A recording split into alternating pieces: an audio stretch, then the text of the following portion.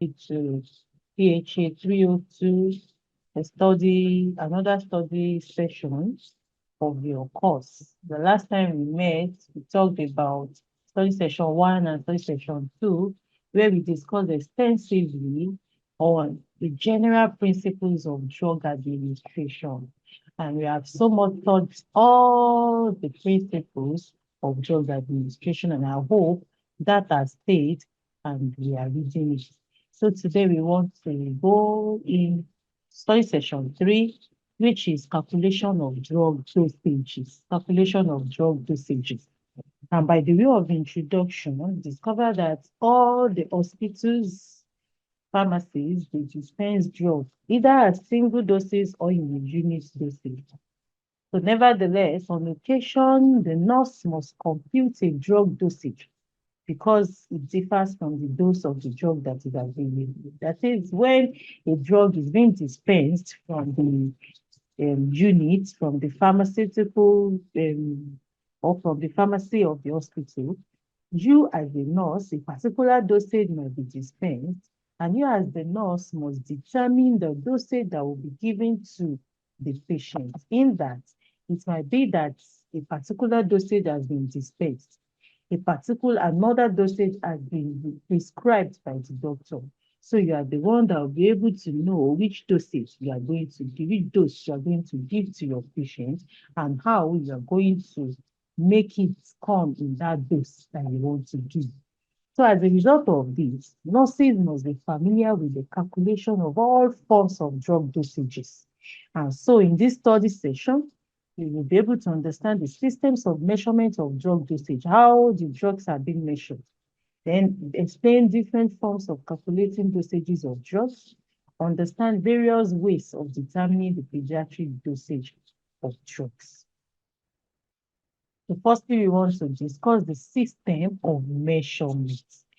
We have 3 systems of measurement of drug dosages, and these are the metric system, the apotheosis system, the household measurement. We have 3, the metric, the apothecaries, and the household measurement. When we talk about the metric system, this is the most commonly used system of measurements in medicine, in pharmacy, in medicine generally. And if a physician is going to prescribe any drug or a dosage, it will be most of the time in this metric system. So it's the most commonly used system of measurement.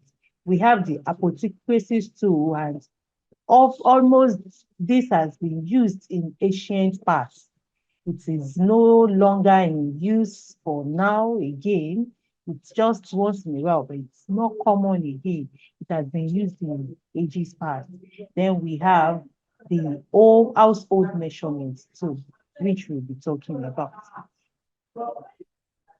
The metric system comes in weight, in volume, and length. And when you're talking about the weight, you want to write the symbol for weight. It comes in kilograms, in grams, in milligrams, in micrograms, like that. And if it is in volume, it comes in deciliter, liter, milliliter, and so on. Then if it is length, that is when you will see the symbol centimeters, millimeter, and meters, and so on. Like the apothecary system too has weight, it has volume. And when you talk about the weight, the units are always in grains, grams, and ounces. And if it is in volume, the units are millims, fluid grams, and fluid ounces. That is when you will see those symbols.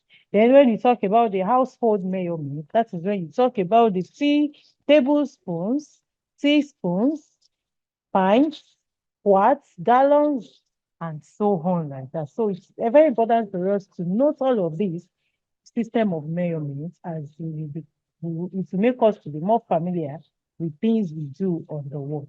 So how do we convert between systems? Conversion between systems. To convert between systems, it is necessary to know the equivalent or what is equal to what each system is. So we have several methods of which we can convert in between systems. So to convert between systems, it is very necessary to know the equivalence of what it is.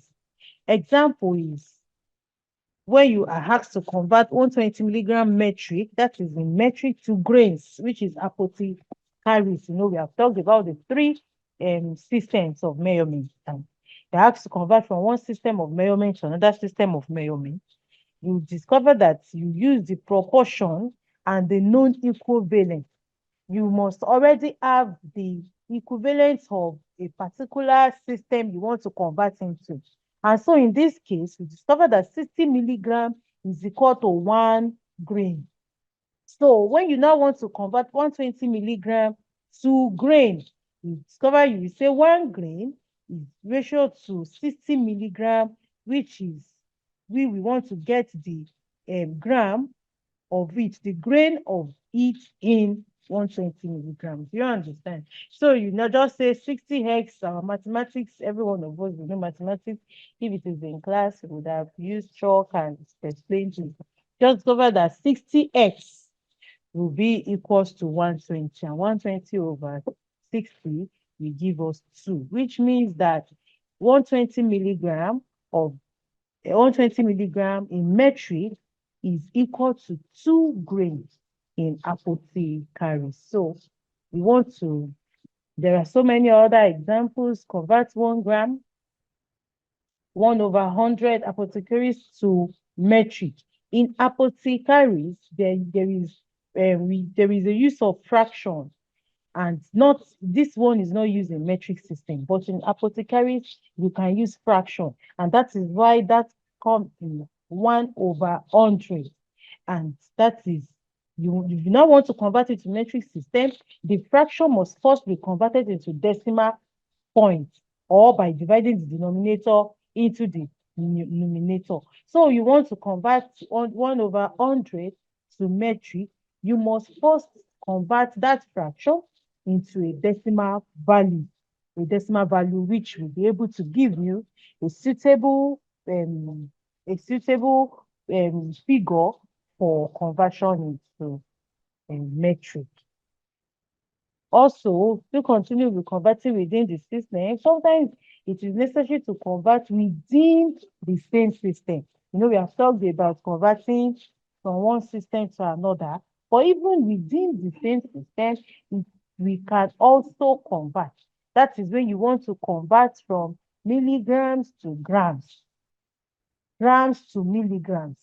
You know that all of these are still within the metric system, but you can still convert gram to milligram or milligram to gram in still within the same system. An example of this is you want to convert 0.1 gram to milligrams. So you're going to use the proportion and the known equivalent. The known equivalent is that 1,000 milligram is equals to 1 gram. So 1,000 milligram will give us 1 gram ratio x milligram ratio 0.1 gram. And this gives us that x is equal to 100 milligram, because we have to multiply 0.1 gram by 1,000 milligram. And this will give us 100 milligram. So that converting 0.1 gram to milligram will give us 100 700 grams to milligram will give us 100 milligrams. So that is it. The first thing that I want you to note, and that was the first thing I said, is before you convert anything, whether within the system or in between the systems, you must first know the equivalent. When you know the equivalent, it will be easy for you to convert within the system. So when we want to convert, if it is solutions, we have a solute is a substance dissolved in solvent, and a solvent may be water or some other liquid. Water is used for preparing a solution unless another liquid is specified. Oftentimes we use aqua to prepare our solutions, to prepare our injections, we use aqua. But sometimes we use other liquid, like we use the lidocaine to dilute injections. And that we all know the reason why we use this solvent. So solvents are water or any other solution that have been used to dilute a substance. Now, solutions are prepared by using a solid. That is, it could be powder, it could be tablet, and also it could be powder or tablet, and a liquid or a liquid and a liquid. That's a repetition, sorry. So today, most solutions are prepared by pharmacists and not by the nurse. You know that we are not to prepare drugs. We are just to administer the drugs. So pharmacist has the role for preparing the solution. So examples of how solutions will be labeled include you can have it as 10 milligram per mil. It can be 10 milligram of the drug in each milliliter. When you see 10 milligram per mil, that means in each mil of that drug, we have 10 milligram of the drug. So that is how it is being written. When we say 5 milligram per teaspoonful, it means in each teaspoonful of that drug, there is 5 milligram of the drug. So then reading drug labels. It is important for us as nurses to know how to read drug labels. You know, at times the drug will come to the nursing unit in a container with a number of capsules or tablets or has a solution. We have different ways where the drugs will be dispensed. And so it is very important for us to note the official name. We note the company that has produced it. We know the manufacturer's date and the manufacturer that has produced the drug. We know the name, the trade name. You know, we have the brand name, we have the trade name. All of these we need to understand them so that we'll be able to give a right drug to the patient. So drug labels give important information the nurse must use to obtain the correct dosage. So the unit dose is the most common type of labeling seen in hospitals. The nurse must then determine the number of capsules and tablets or the amount of solutions to administer. Now, a drug has been dispensed and it has even more milligram or more solution than it is expected. So it is the nurse that is going to see what is the drug that is being expected, what is the dosage, correct dosage that is to be given. And it is from this leaflet that you'll be able to know, okay, this drug is coming in 250 milligram, this drug is coming in 500 milligram, this drug is coming in 1,000 gram at the 1,000 milligram. And you will be able to know when the prescription of 500 milligram has been made, you know that this drug has come in 1 gram, you know what to give. And it is when you check the drug label that will be able to give you this notion. So drug labels usually contain two names. We have the trade name and the generic name. And so the nurse must be able to understand the two. The trade name is the name that each of the company, each manufacturer has given to the drug, whereas the generic name is the name that has been known with the drug since before Christ, if we can put it like that. For example, now we have so many people that produces analgesics. For example, let's use paracetamol. Paracetamol has been known as the generic name or the official name of this drug, paracetamol. But we have several manufacturers that are producing paracetamol. That is why you will see Drugamol, you will see Soframol, you will see, in fact, somebody they are saying Damimol, anything more, just because they want theirs to be different. This is the name my company or me as a manufacturer is calling this, but you all have the idea as a nurse that this is paracetamol. And so we need to know all of this, and be able to read it on the drug label. So I'll be able to know which group is this drug, which group does it belong to, and that will give us a very deep understanding about the drug. So the trade name is capitalized, written first on the label, and identified by the registration symbol. You get it? It is, the trade name is capitalized, written first on the label and identified by the registration symbol. And also, we have the official or generic name, which is written in smaller print and usually located under the trade name. So different forms of dosages of drugs. We have oral dosages of drugs, and that is It comes in tablets and capsules. And as we have discussed in the previous study session, we see that drugs can be administered through oral and or parenteral routes.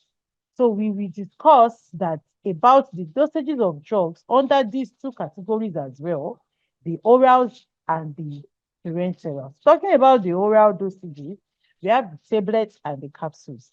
And to find the correct dosage of a solid oral preparation, the following formula may be used. And that is dose administered, which is the unknown or X, dose desired, and dose on hand. We want to know the dose that we want to administer by saying the unknown dose, that is the X, then dose that has been prescribed, and the dose that we have or at. So this formula may be abbreviated as when the dose ordered by the physician, that is dose desired, is written in the same system as the dose on the drug container. So that is dose on the hand. Dose on the container is dose on the hand. Dose desired is the one that has been prescribed by the physician. So these two figures may be inserted into a formula. And an example is the physician orders ascorbic acid of 100 milligram. That is metric. You know, milligram is metric system of that is the of measuring drug. So this drug is available as ascorbic acid 50 milligram, which means the drug desired is 100 milligram and the drug at hand is 50 milligram. So how do we calculate it now for us to know the dosage to give to the patient? Then it means that drug at hand is 50 milligram, drug desired is 100 milligram. 100 milligram divided by 50 milligram will give us 2, which is going to give us the tablets that we are going to. So tablets will give us, it will give us 2 tablets that we are going to give to the patient. Another one is if the physician had ordered ascorbic acid of 0.5 gram and the drug container was labeled ascorbic acid 250 milligram, then a conversion of grams to milligram will be done first. And when we talk about it, don't forget that I said that you must first know the constant value, the proportion at which it can be converted. And we know that 1,000 milligram is equals to 1 gram. And so when we know this, that 1,000 milligram is equal to 1 gram, 0.5 gram has been prescribed.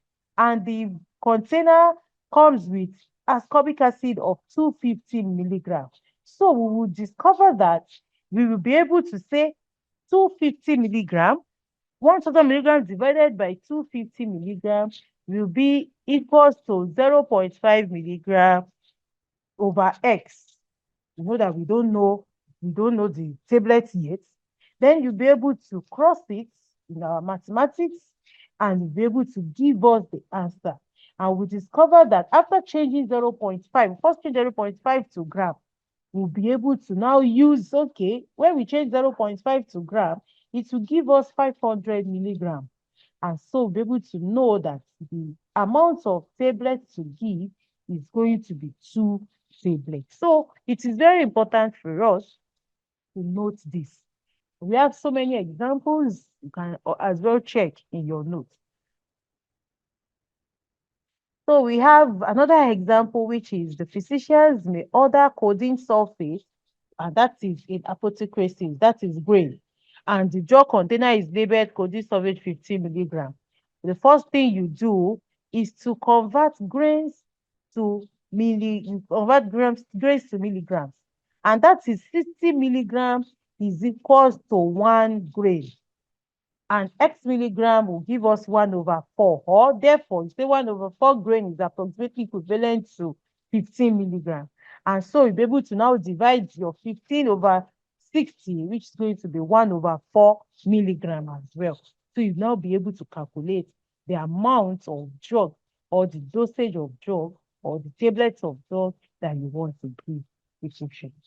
So that is how to calculate it when it comes to orals. So talking about the parenteral dosages of drugs, we have parenteral drugs may be available in the following forms. It can come in liquids, as in our metronidazole fluid, in our ciprofloxacin drip. It can come like that. And it can come in ampoules, like our paracetamol, furosemide, gentamicin, diclofenac, and so on like that. And it can also come in ampoules or vials that contain crystals, that contain powders. And that is our ceftriaxone, cefuroxime, Venat, and so on like that. And this, we must be able to note the way they come, so that we'll be able to know how to calculate them and how to be able to prescribe them. Then it is important for us to know that we should always check our drug labels carefully. And so some may be labeled in a manner different from others. We should check them carefully. So, for example, now in parenteral dosages, a physician orders diazepam of 5 milligram intramuscularly, and the drug is available as a 2 ml disposable syringe labeled 5 milligram per ml. You know that this ampoule of diazepam always comes in 10 milligram and is always 2 ml, and the physician has prescribed 5 milligram. All you need to do is, you know that the amount of the diazepam comes as in 5 milligram per ml. And so, you know, the drug is available as 5 milligram per ml. And that means you are going to discard 1 ml and you are going to use 1 ml for that purpose, for that treatment. So it is very important for us to know this. So some of these products have directions for the constitutions on the label, and that is for the ones that have come in powders, or that have come in powders, and they are enclosed in the package inside it. So it is very important for us as nurses that when we come across a drug, we open it, we check the label inside.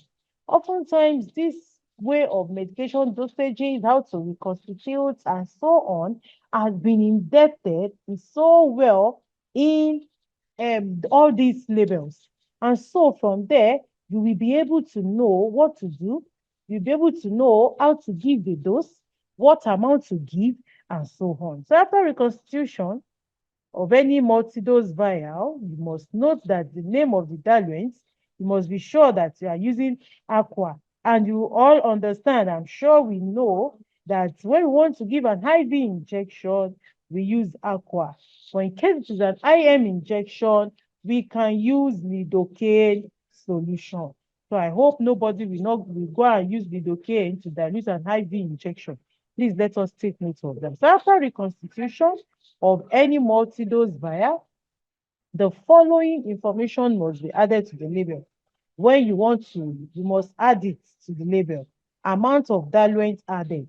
Added 10 mils of water has been added. You use, there is a way we write it on the plaster and we sellotape it with the drug. Then the dose of drug in mil is 500 milligram per mil. So the next person that probably you didn't finish it, you didn't use it finish, especially in pediatric dosages, you will be able to go back, that you'll be able to easily tell the other nurse that is going to take over from you that this drug is 500 per mil. And when you're asked to give 500, the nurse will easily know what to give. If it is 250, she will easily know what to give. So amount of diluent added, dose of the drug, the date of the constitution, and the expiring date, the date after which any unused solution is discarded. So that is that. We move to calculating intravenous flow rates. Intravenous flow. You know, we have intravenous flow rate, intravenous fluid, our metro, our cipro, our different medications like that, aspirin, that we can give through the intravenous route. So when the physician orders a drug added to an intravenous fluid, the amount of drug to be administered over a specified period, such as 125 ml per hour or 1,000 ml over 8 hours, must be included in the written order. So 3 methods for determining the IV infusion rates follow. Method 1 and method 2 can be used when the known factors are the total amount of the solution, but the drop factor and the number of hours over which the solution is to be infused. You know, in every of our solution, we have the drop factor. And before one can use these methods, the drop factor must be known. It is just like before you can convert in between the systems or even within the systems, you must know the proportional value of that conversion. Also in this one, before you can use this method, you must be able to know the drop factor. And this drop factor is 15 drops per mil. And in others may be less, but it is often 15 drops per mil. So method one, talk about three methods will be used. In method one, step one, total amount of solution over number of hours equals number of milliliter per hour. So when you write that, when you are able to get that, you will now say milliliter per hour, which is 60 minutes per hour. You know that 50 minutes per hour is got to number of mil. How many mil does we have? That is maybe 500 mils, maybe 100 mils, depending on the mil, over the minutes. How many minutes do you want it to go? How many hours do you want it to go? And that is what will be written under that.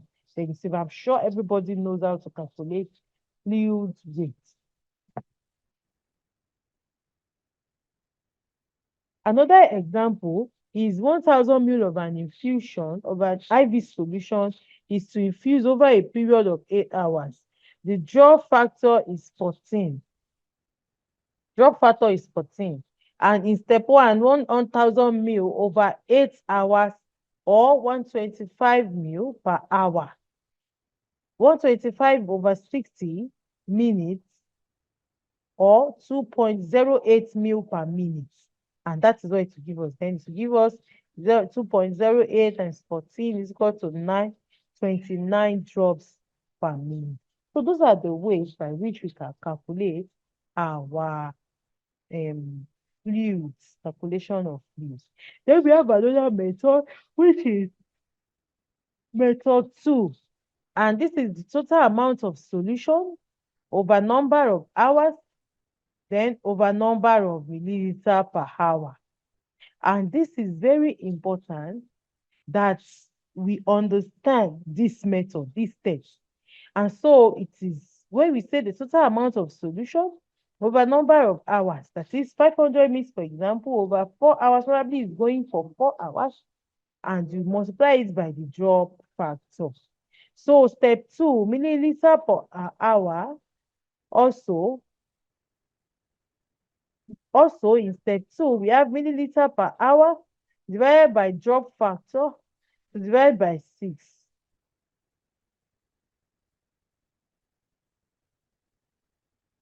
You see, milliliter, step 2 says milliliter of hour divided by drop factor, and that is how we get 1,000 mil of an IV solution is to be infused over this period for per this drop.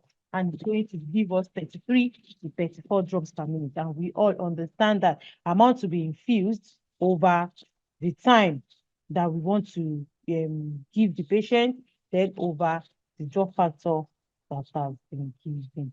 So dosage calculation using method 3 can come as oral or parenteral drug dosages based on weight. And we can see this method may be used when the desired amount of solution to be infused in 1 hour is known or written as a physician's order. So the total hourly volume is what we use to determine it. I'm sure we all know how to calculate it. And so you can read up on that. So dosage calculation using dimensional analysis. We have dimensional analysis, and this dimensional analysis is to calculate dosage problems, dosages that are written as common fractions. Example are the 1 mil per 5 mil per 1 tablet, or 1 mil per 4 milligram, or 4 milligram per 1 mil, the way we have been seeing the dosages. And when these are written as common fractions, the numerator is the top number as shown to us in the example above, whereas the denominator is the one under it. So the numbers on the bottom are called the denominator. For example, the physician orders 10 milligram of diazepam, and the drug comes in dosage strength of 5 milligram per ml. So we want to know, how do we calculate how many ml will the nurse administer when they say 10 milligram of diazepam and the drug comes in dosage of 5 milligram per ml? How many ml will the nurse administer? We discover that what we need to do is to say the ml, that is per ml, is equal to 5 milligram, then times 10. So it's going to give us 10 over 5.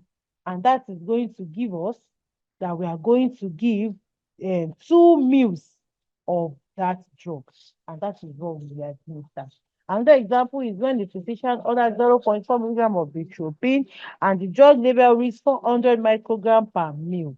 Don't forget that the first thing we need to know is the proportion of the drug. Proportion of the drug. So this dosage system is solved by expanding the DA, that is the DA, and equation by adding one step to the equation. So we need to note this. This is the formula to be used. Mu over, this is going to be summation. This is the summation into bracket, summation of all of these, 1 ml over 40 micrograms. It's supposed to be 400 micrograms times 1,000 microgram over milligram, because 1,000 microgram is equals to 1 milligram. 1,000 microgram is equals to 1 milligram. So that is why it's going to give us that volume or value of 1,000 microgram over milligrams. So we talk about the pediatrics dosages. So all of the ones we have been talking about are about the dosages, how we administer drugs for our patients, and so on. It should be part of our own work. It should be part of our own roles to be able to know how to calculate drugs, how to know the type of dosage to give as at when due. So pediatric dosages is another thing entirely. And we discovered that children are so sensitive to everything. And this drug administration too is not left out.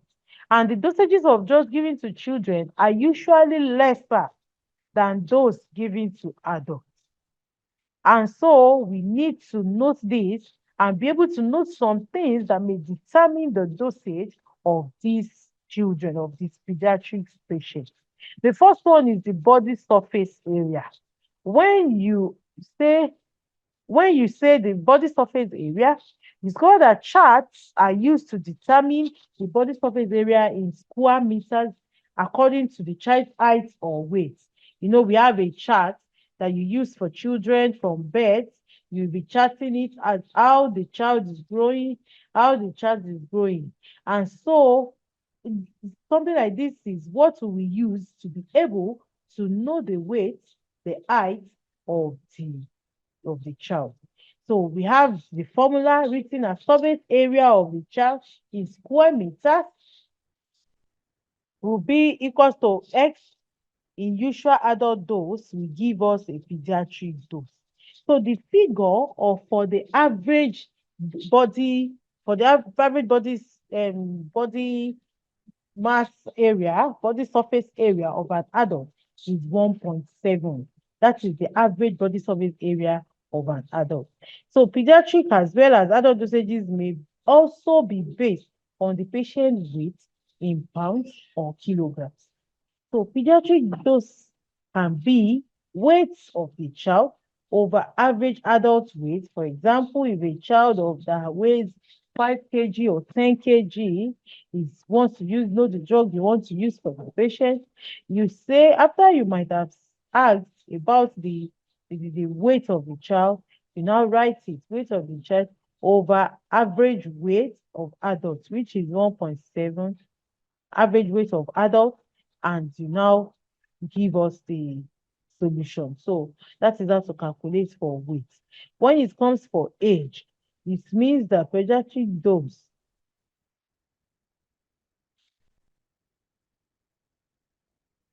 So when we talk about the age, we have talked about the weight, talking about the weight, age now. We want to calculate it in the age of the child. You will say age of the child in year over 12 times usual adult dose. And that will be able to get your desired dose for administration. So all of this, we have been able to talk about the way we can, the systems, the measuring systems. I've talked about the way we can convert in between the systems, and we have talked about the way we can calculate our drugs in pediatrics. Calculation of drugs is important to nurses, and so we must take cognizance of this. I'm sure we have been practicing, we are aware, we know how we calculate our drugs, and so this is just to improve our knowledge and to add more to what we have known so that we can even be more active. We can do more when we get to our clinical areas. So far, so good. We have been able to talk about the measurements of drug dosages, which are, I know you will tell me when you are watching this, you'll be able to tell me, which are the apotheosis system, the household measurement, and the metric system. And also, we have been able to see how we can convert dosages, we convert them within the system and in between the system. And so we have also learned that even if the physician's order was written in apotheosis system, drug container most likely may be labeled in metric system. So the physician's order may be in milligram and the drug is labeled in gram. You know that to be able to convert in between the system. Then the nurse must be able to calculate a drug dosage based on the weight of the child or the age on the child to detect any type of error that may have been made in prescribing or to be able to determine the dose to give to a particular patient. So far, so good. This is study session 3. I wish you best of luck. I want you to watch it. I decided to make it a video like this so that you can watch. So that you can watch and be able to learn from it. I wish you best of luck. Next time, it shall be study session 4. Thank you for listening.